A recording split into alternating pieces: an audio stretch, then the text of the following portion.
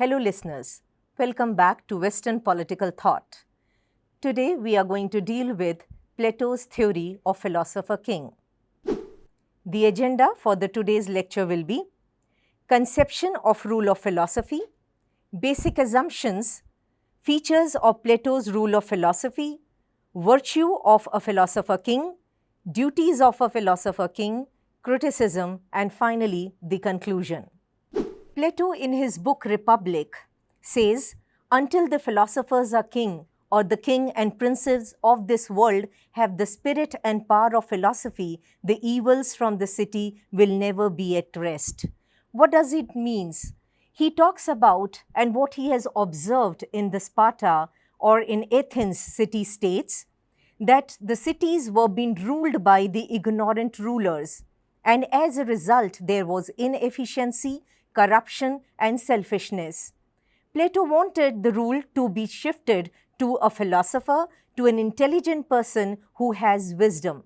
And that is what he says, a peace in the state could be established only when it is being ruled by a philosopher. For this, he gave two basic assumptions. His first assumption talks about triplicity of human mind. In the module of justice, we discussed about that he says human soul is divided into three basic elements which are predominant in a human soul. That is the spirit, appetite and reason, which finally result into the producing class, ruling class, auxiliary class. And as a result, those who have the wisdom predominance in them, they form the ruling class. Secondly, he says ruler should represent reason. So that is where the reason talks about, which is the mastermind of human beings, and that plays a very important role, and a philosopher ruler should have that.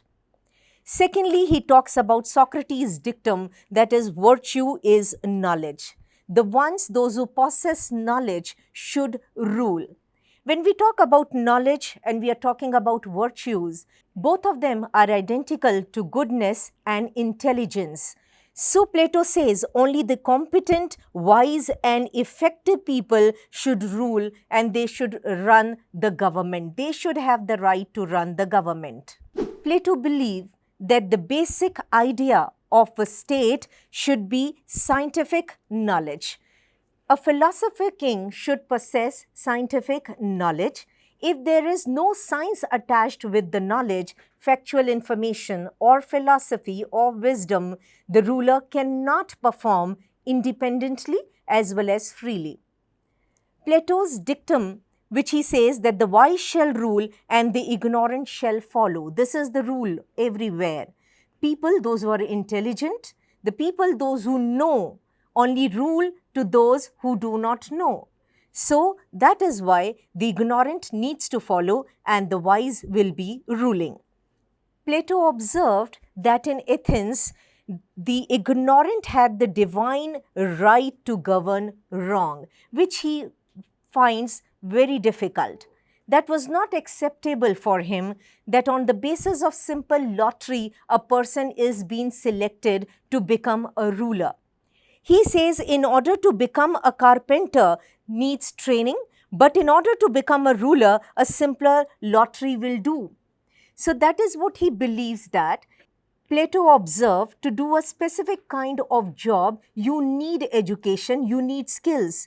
Whereas in Athens, to become a ruler, just a lottery or the number of votes is enough. And even a fool who does not know and does not have any knowledge, no wisdom, no reason, becomes the ruler, and he gets the right to rule, and he rules in a wrong way. And that's the reason where there is evil, there are corruption in the city-states. And Plato wanted to remove this. Let us talk about features of Plato's rule of philosophy. Number one, he says it is unlimited government. When we talk about unlimited government, means that the power of the philosopher ruler has no limits. He will not follow public opinion, nor even he will be following any customary laws. Why? Because he has the power of philosophy, or he has wisdom. What happens in Athens was they were the believer of democracy. And democracy says that the people have the rights to participate in the affairs of the government. For Plato, it should be only a single ruler who possesses wisdom should have the rights to rule, which was totally opposite. So that is what he says, unlimited government. Government by elite. The second important feature what Plato talks about is elites is those class which possess scientific knowledge. He says to run a government is a technical art which everyone cannot learn.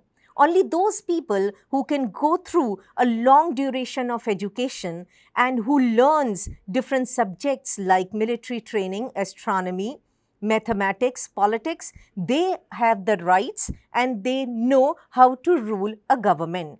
So there could be one brilliant person because everybody is not a meritorious. So there could be one meritorious person. If there is a single person, there will be monarchy, a philosopher rule. But if there are many, then there will be government of elite. Thirdly, he says a philosopher should be the lover of wisdom. Wisdom here talks about that he should be the seeker of truth. He will do what is right. He will never do wrong things. Since the philosopher is intelligent, he is aware of what are the needs, requirements of a state and what exactly it should happen. So he knows what is bad, what is wrong, or what is correct. And that's the reason where he should be the lover of wisdom. Fourth, he says, union of state interest with personal interest. We have studied Plato's theory of communism. And communism talks about that his philosopher rule or the guardian class will not have property and nor even they'll have family. Why? Because they will only be thinking about the welfare of the state, welfare of the society. And as a result, they will remain they are not attracted towards family and property, and that is why their interest is identical with the interest of the state. And fifthly, high technical education. We have seen in the education system of Plato that till the age of 30, he has to take education, and after 30 years, 35 to 50 years, he will be going for internship. Or many philosophers, they will be going for internship.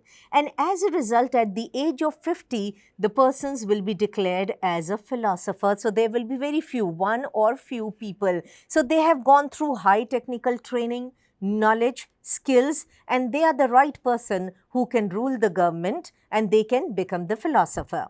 Sixthly, he tries to justify that philosophers are absolute.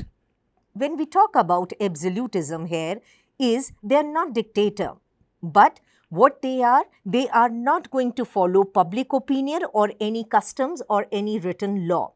Why?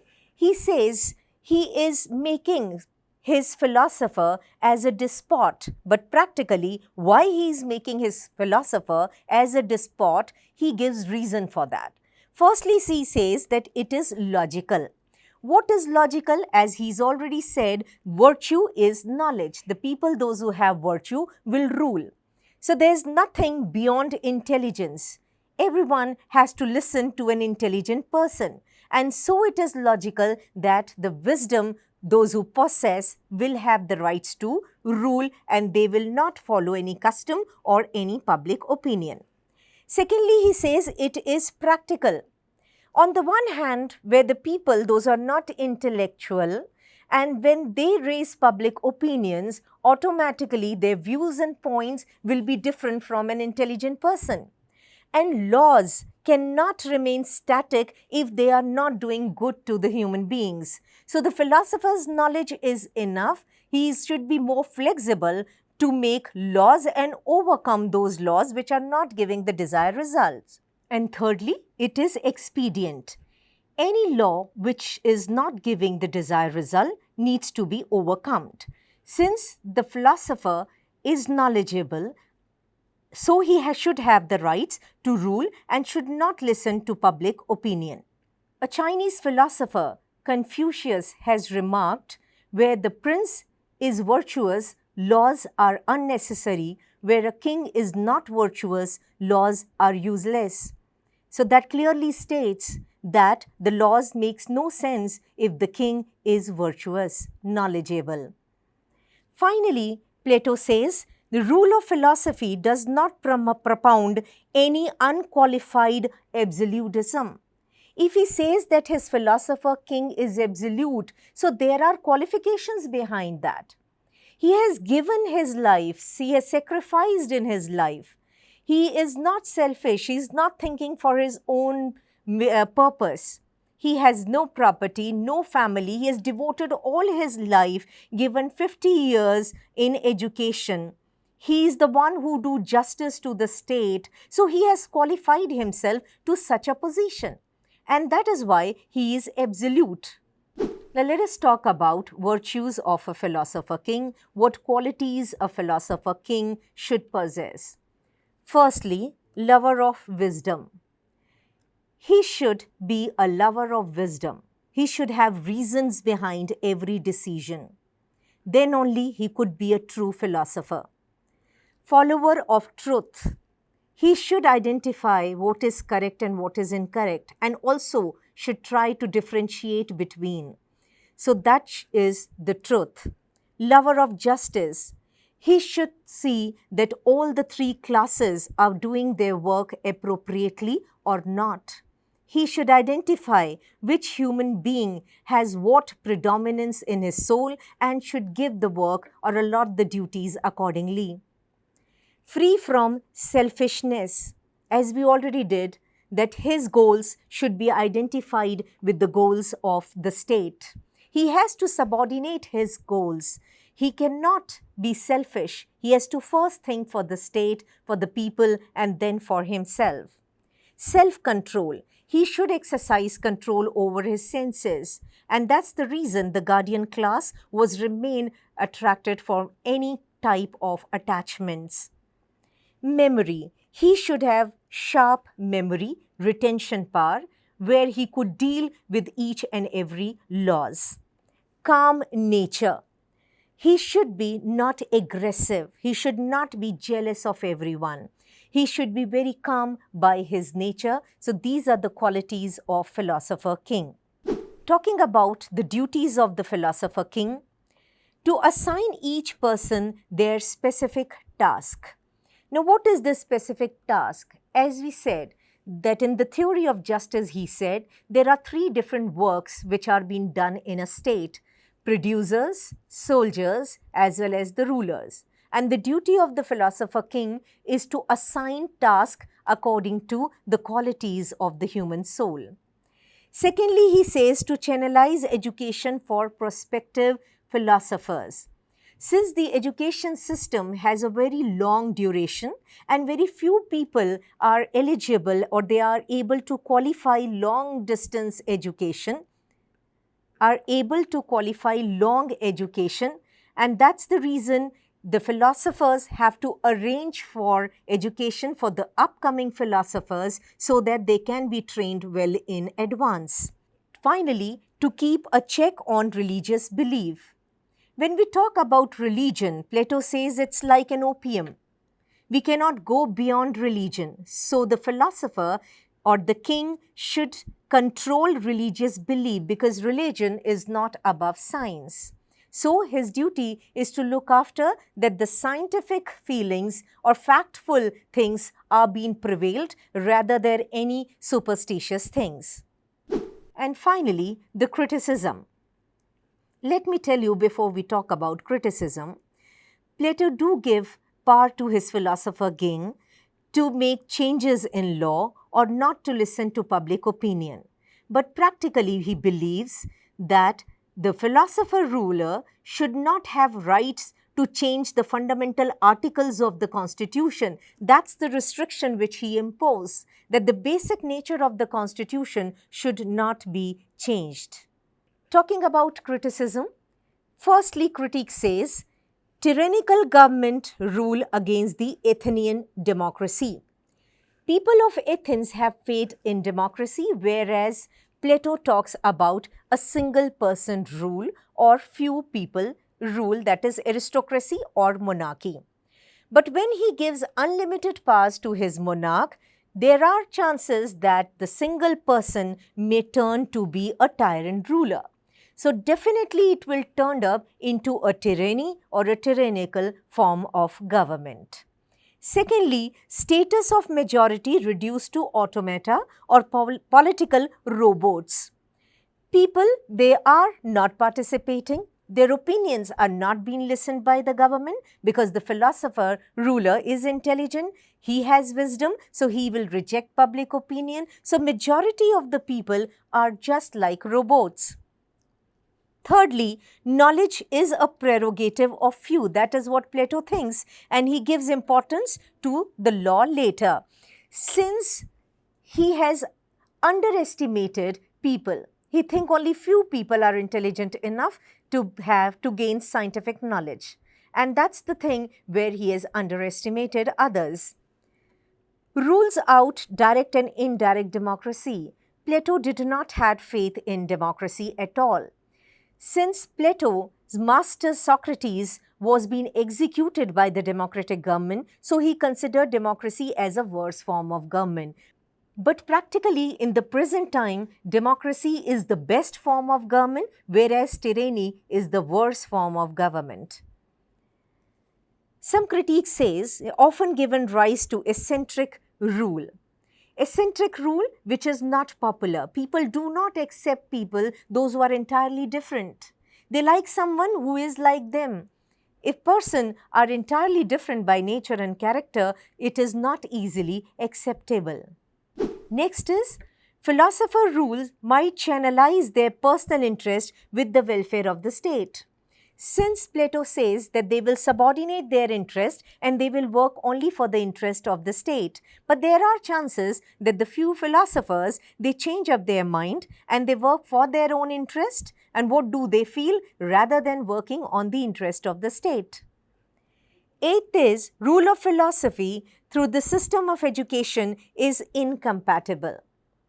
If we think that the education system is the right method to select rulers, and those who pass first elementary, second elementary, which we have done in the theory of education, and those who can go through long education system, they only can become, so they could be intelligent, but not at all essential, they could be good politicians. Philosopher King is Plato himself, and the Republic is his own claim for kingly powers. Some critique also believe that he himself wanted to become Philosopher King. Though we know Plato belonged to an aristocratic family and his aim was to be in politics. But when he saw defects of politics, he thought to overcome that and he gave theories. So still people believe that he was himself a philosopher king and he wanted to gain all the political powers. An utopian idea. It is very difficult to form an ideal state and to select such kind of a person who is entirely devoted to the state. It is very difficult to get an ideal philosopher. And that's the reason where people say it is utopian, not practical, not in reality. In the nutshell, we could say that Plato wanted to make an ideal state where the ruler is not ignorant, where the ruler is a competent person, a person who has the knowledge of science, a person who has wisdom, intellectual power, who knows the technicality, how to deal with things, and the person who is the philosopher who is not under the control of public opinion or even bylaws. But there's again a question where people say a philosopher could be a good philosopher, but not at all essential that he is a good politician or good ruler. Thank you so much.